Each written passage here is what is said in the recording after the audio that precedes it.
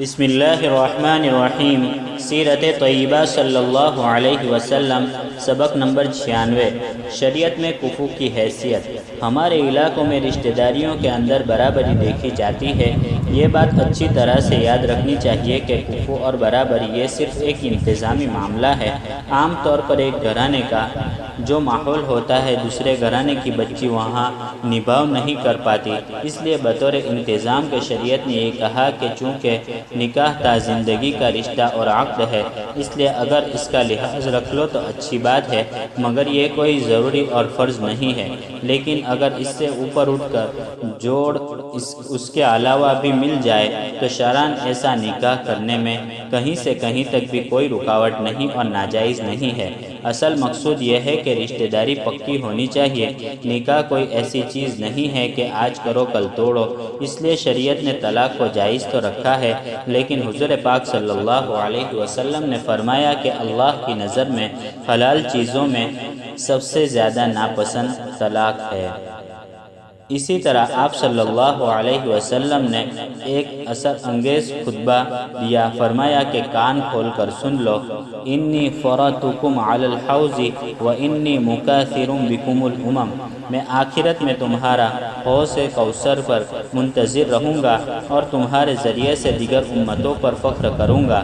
ایک روایت میں آتا ہے کہ ہر نبی کا ایک حوض ہوگا اور میرا حوض سب سے بڑا ہوگا، جس کی لمبائی چوڑائی سینکڑوں میلوں تک ہوگی، اور فرمایا کہ اس میں پینے کے لیے کٹورے اتنی بڑی تعداد میں ہوں گے جیسے آسمانوں پر جھلکتے ستارے کہ انہیں شمار نہیں کیا جا سکتا، اور میں وہاں پر اپنی امت کو پانی پلاؤں گا۔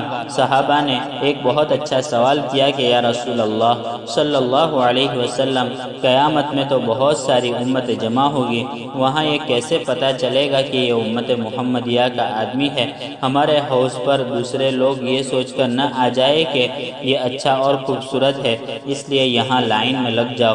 نبی کریم صلی اللہ علیہ وسلم نے فرمایا کہ یہ بتاؤ، اگر کسی کے گھوڑے ایسے ہو کہ ان کے ہاتھ پیر بالکل سفید ہو اور وہ کالے گھوڑوں میں رلمل جائے تو دور سے پہچانے جائیں گے یا نہیں؟ صحابہ نے کہا کہ جی ہاں، پہچانے جائیں گے۔ پھر آپ صلی اللہ علیہ وسلم نے فرمایا کہ میری امت میں سے جو لوگ وضو کریں گے اور جہاں تک وضو کا پانی پہنچے گا وہ ایسے چمکیں گے جیسے کوئی لائٹ چمکتی ہے، اور اسے دیکھ کر میں پہچان لوں گا کہ یہ میری امت کا آدمی ہے۔ اس کے بعد آپ صلی اللہ علیہ وسلم نے فرمایا کہ اچھی طرح سن لو، میں حوض پر تمہارا منتظر رہوں گا اور تمہارے ذریعے سے لوگوں پر فخر کروں گا، لیکن تم اپنے نامہ اعمال سیاہ کر کے مجھے وہاں رسوا مت کرنا۔ فلا تسودوا وجہی، میرا چہرہ سیاہ مت کرنا۔ یہ ایسا جملہ ہے کہ آدمی کو پکڑ کر جھنجھوڑ دے۔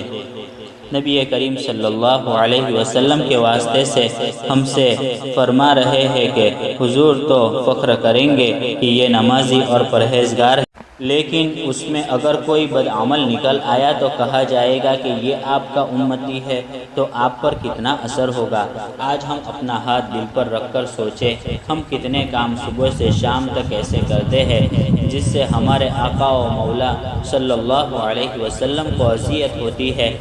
نام لینے والے اور محبت کا زبانی اظہار کرنے والے تو بہت ہے، چند رسومات کو محبت سمجھ کر نام لینے والے بہت ہے، لیکن جن سنتوں کے صحیح اور سچ ہونے کا پوری طرح یقین ہے ان کے بارے میں ہر آدمی اپنے گریبان میں جھانک کر دیکھے کہ ہم ان طریقوں پر چلنے والے ہیں کہ نہیں۔ ایک باپ اپنے بیٹے کی غلطی پر جس طرح کڑتا ہے، جتنی کڑن اس باپ کو اپنے بیٹے پر ہوتی ہے، اس سے لاکھ درجہ کڑن نبی کریم صلی اللہ علیہ وسلم کو اپنے ایک امتی کی غلط روی پر ہوتی ہے، اس لیے کہ نبی کریم صلی اللہ علیہ وسلم کو اپنے امتی سے اس سے ہزار اور لاکھ درجے زیادہ تعلق ہے جتنا ایک باپ کو اپنے بیٹے سے ہو سکتا ہے۔ بقیہ تفصیل انشاءاللہ آئندہ سبق میں بیان کی جائے گی۔ وآخر دعوانا ان الحمدللہ رب العالمین۔